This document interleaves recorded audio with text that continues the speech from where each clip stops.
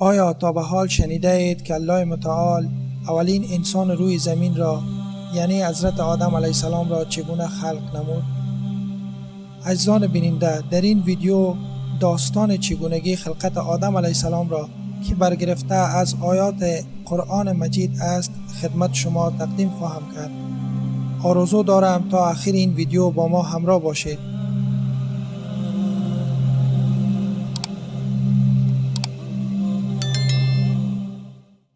الله ربي والإسلام ديني ومحمدا رسول الله.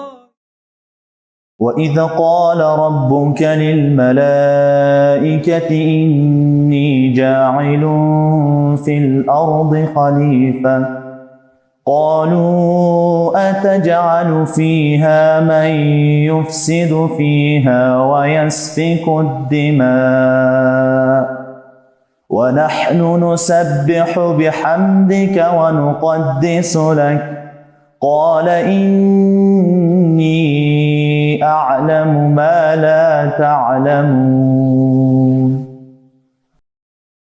وقتی الله جل جلاله برای فرشتگان میگه و اذ قال ربک للملائکه، گفت پروردگارت برای کی گفت؟ برای ملائکه گفت، برای فرشتگان گفت اینی جاعل فی الارض خلیفه، من میخواهم در روی زمین برای خودم یک جانشین انتخاب بکنم، یک خلیفه را بیافرینم، یک نماینده را در روی زمین برای خود انتخاب بکنم.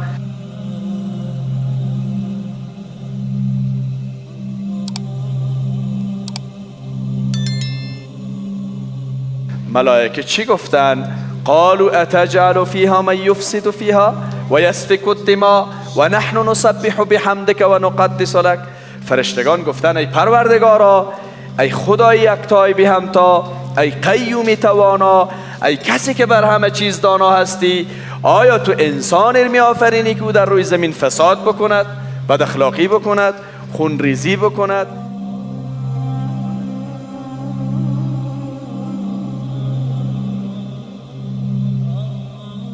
اگر منظورت از آفرینش انسان تسبیح و حمد و ثنا و عبادت است که ما حاضریم همه کار انجام میدهیم، پس چرا انسان باید بیافرینی؟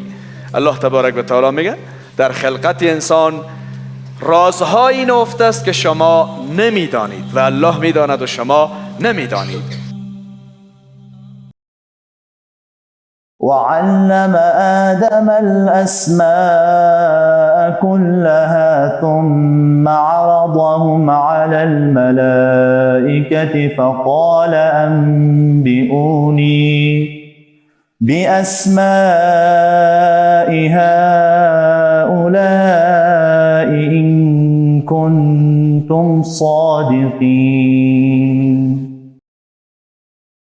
الله تبارک و تعالی حضرت آدم رو میآفرینه، خلقش میکنه، روح درش میدمه، آدم علیه السلام بلند میشه، صحبت میکنه، راه میرود، غذا میخورد. بعد الله تبارک و تعالی برای فرشتگان میگه خب شماهایی که میگفتید این آدم رو پیدا نکن یا الله، بیایید که بین شما و آدم یک رقابت، یک مسابقه رو برقرار کنیم، ببینیم چه کسی مستحق خلافت روی زمین است. به اون لحاظ خداوند کل علم رو برای آدم علیه السلام تعلیم میده. برای حضرت آدم تمام علوم، اسماء، کل چیز رو برش نشان میده. بعداً بین فرشتگان و آدم رقابت و مسابقه برقرار میشه. الله تبارک و تعالی برای آدم و علم آدم الاسماء كلها ثم عرضهم على الملائکه، بعد میدان مسابقه و رقابت شروع میشه. برای فرشتگان الله تبارک و تعالی میگه شما میگفتید که خب ما مستحق تریم، ما افضل تریم، ما به اصطلاح بیشتر باید به خلافت برسیم، حق ما است، پس بیایید با همراه آدم یک مناظره و مسابقه میکنیم، ببینیم چی کسی برنده میشه.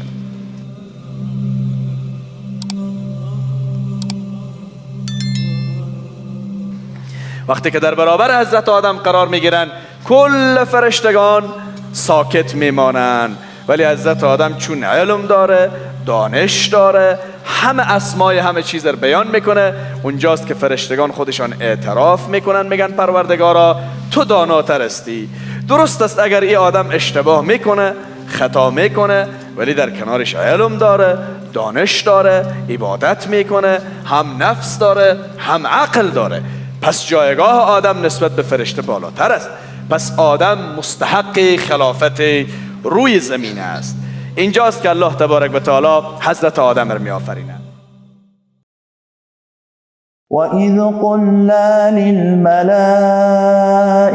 اسْجُدُوا لِآدَمَ فَسَجَدُوا إِلَّا إِبْلِيسَ أَبَى وَاسْتَكْبَرَ وَكَانَ مِنَ الْكَافِرِينَ. وقتی که خداوند آدم علیه السلام را خلق کرد، برای کل فرشتگان گفت حالا با آدم تسلیم شوید، با آدم تعظیم کنید، احترام کنید، سجده کنید. همه فرشتگان سجده کردن الا شیطان سجده نکرد. گفت من از این آدم بهتر هستم. زمانی که آدم علیه السلام وارد بهشت میشه، الله برای حضرت آدم و حضرت حوا میگه از کل نعمتهای بهشت بخورید، هر چی که در بهشت است به اختیارتان است، الا مگر با این درخت نزدیک نشوید. بعضی میگن این درخت چی بوده؟ گندم بوده. بعضی میگن درخت دیگه چیزی بوده. به هر حال یک درخت ممنوعی بوده که خداوند گفته از این درخت استفاده نکنید. فوسوس لهما الشيطان ليبدي لهما ما وري عنهما من سوآتهما وقال ما نهاكما ربكما عن هذه الشجرة إلا أن تكونا ملكين أو تكونا من الخالدين وقاسمهما إني لكما لمن الناصحين. این شیطان آمد پشت دروازه بهشت برای آدم به حضرت حوا گفت که از نمی درختی که خدا گفته نخورید، اگر شما از نمی درخت بخورید یک مزه بسیار خاصی داره، لذت خاصی داره، و اگر شما از نمی درخت بخورید تا ابدا در این بهشت باقی میمانید. اینجا بود که برای حضرت آدم و حضرت حوا وسواس میکنند، اونها رو به تشویش میاندازد. فأكلا منها فبدت لهما سوآتهما وطفقا يخصفان عليهما من ورق الجنة وعصى آدم ربه فغوى ثم اجتباه ربه فتاب عليه وهدى قال اهبطا منها جميعا بعضكم لبعض عدو فإما يأتينكم مني هدى فمن اتبع هداي فلا يضل ولا يشقى. این شیطان برای آدم و حوا میگه که از نمی درخت بخورید ابدا در بهشت میمانید. این حضرت حوا و حضرت آدم هم فراموش میکنن که خداوند برشان گفته نخورید. فنسی ولم نجد له عزما. قرآن میگه حضرت آدم به حضرت حوا فراموش میکنن، از نمی درخت ممنوعه میخورن، مرتکب اشتباه و خطا میشوند. خداوند برشان میگه که هر دویتان از بهشت بروید بیرون، چون که شما مرتکب اشتباه و خطا شدید، گپ خدا را فراموش کردید، حرف شیطان قبول کردید، بناهن بروید که اینجا جای شما نیست. جای شما کجاست؟ در روی زمین است.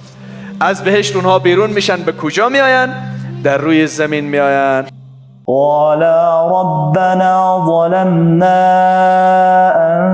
أنفسنا وإن لم تغفر لنا وترحمنا لنكونن من الخاسرين. حضرت آدم و حضرت حوا با هم دعا میکنن، میگوین ربنا ظلمنا، پروردگارا ما ظلم کردیم در حق خود. هر دویش با هم میگن انفسنا، در حق نفسای ما. ربنا ظلمنا انفسنا و این لم تغفر لنا و ترحمنا لنکونن من الخاسرین. اگر تو بر ما رحم نکنی پروردگارا، ما را بخشش نکنی، ما از جمله زیانکاران می باشیم. به مجرد که به اشتباهشان پی بردن از خدا معذرت خواست.